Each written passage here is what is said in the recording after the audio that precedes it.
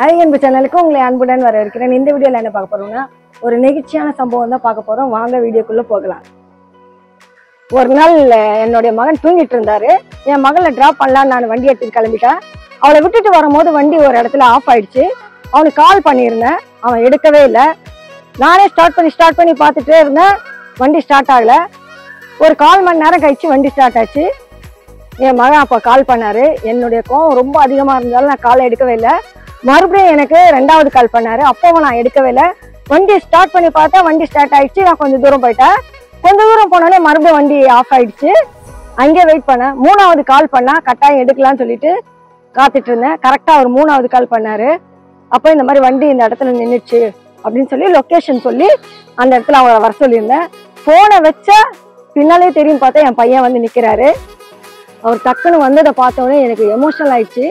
2 கால் எடுக்கலன்னொடனே எனக்கு ரொம்ப பயம் ஆயிடுச்சுமா. நான் பல்லு கூட வளர்க்கல, சும்மா தான் கதவை சாத்திட்டு ஓடி வந்தேன்னு சொன்னேன். அந்த ஓடி வந்ததை பார்த்தோன்னே எனக்கு உள்ள இருந்த எல்லா கோவமும் அப்படியே மறைஞ்சு மெல்ட் ஆயிட்டேன். நான் என் குழந்தை இவ்வளோ தூரம் ஓடி வந்திருக்கேன் அப்படின்னு சொல்லி என்னோட ஒரு ஃபோன் காலை எடுக்கலன்னு சொல்லிட்டு நான் அவன் மேலே கோவமா இருந்தேன். அவன் அடிச்ச 2 ஃபோன் கால் நான் எடுக்கலன்னு அவன் என் மேலே எவ்வளோ பாசமா இருந்தான் பாருங்க. அப்போதான் எனக்கே தெரிஞ்சுது நம்ம குழந்தைங்களை நல்லா வளர்த்துருக்கோம் அப்படின்னுட்டு. ஃபோனுன்றது கௌரவத்துக்காக இல்லை, டைம் பாஸ்க்கும் இல்லை. ஃபோன் நம்ம பண்றோம்னா அதுக்கான வேல்யூ அவங்க தெரிஞ்சுக்கணும்னு தான் நான் அவ்வளோ கோவமாவே இருந்தேன். இந்த வீடியோ உங்களுக்கு பிடிச்சிருந்தா லைக் பண்ணுங்க, கமெண்ட் பண்ணுங்க, மறக்காம அழகன்பு சேனலை சப்ஸ்கிரைப் பண்ணுங்க. மீண்டும் சந்திப்போம்.